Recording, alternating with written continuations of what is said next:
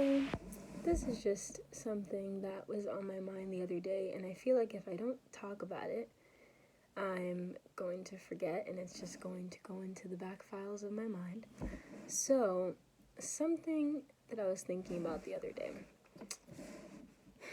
Thinking about the woman who, Mary in the Bible, who poured out the jar of alabaster perfume onto Jesus. Just to imagine, like, the amount of thankfulness and gratitude that was in her heart, that she would be willing to pour out everything for the Lord. Like, what was equivalent to a year's worth of wages, she just poured it out. And to some, it may have seemed like a waste, but to her, it was probably all she could think of to do to show her thankfulness to God. And that's just one act of someone pouring out their love for Jesus. And it's just reflecting. God is helping me realize, like, that's how He pours our love on us, you know? God doesn't... There's a song from Bethel Music, and it's called Pieces. And the chorus says, "You don't give your heart in pieces. You don't hide yourself to tease us."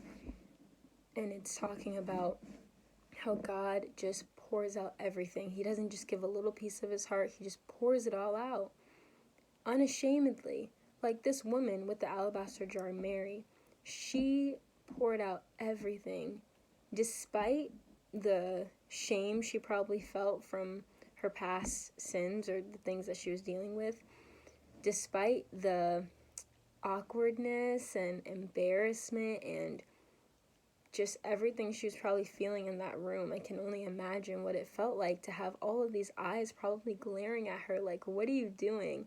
First off, just for her to be that bold is just amazing. It's extraordinary.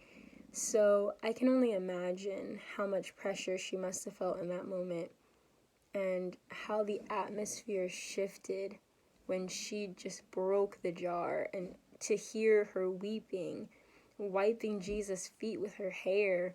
Like, what a scene, you know? And just thinking, like, she did that despite what others would think about her. And the same is true with God for us and how He pours His love on us, how He pursues us. He pours out His whole heart to us, even though there's a chance that we won't choose Him. We won't may not choose to love Him back, because humans have free will. So we're not robots. We have the choice of whether or not we're going to love someone. We have the choice of whether or not we're going to respond to the love of God by offering our lives back to Him and surrendering to Him. So it's just a thought.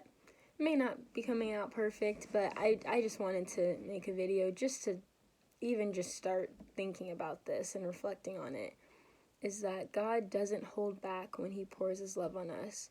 We see that in the example of the parable of the son, the wayward son, who takes his inheritance and he goes, spends it frivolously, and comes back, and the dad, seeing him from a far way off, the father sees the son coming from a long way off, like in the distance, and he runs toward him, probably picks up his attire, and he runs towards him, which would be something that men didn't do in that time. Like, that would be shameful, but he ran towards his son. Even though his son made mistakes and made poor choices, he still ran to his son so his son could see, I still love you. And that love is what transforms us.